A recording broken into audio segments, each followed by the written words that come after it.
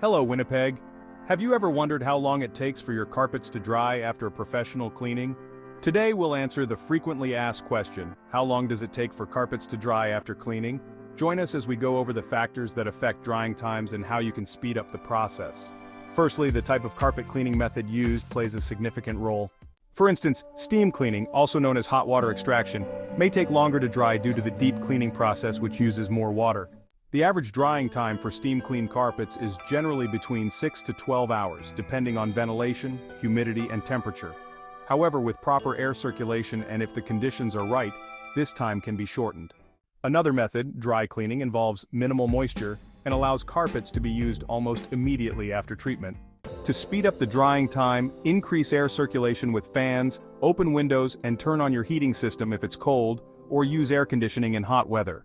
Remember, the quicker your carpets dry, the less risk there is of mold growth and residual smells, making your home healthier and more comfortable.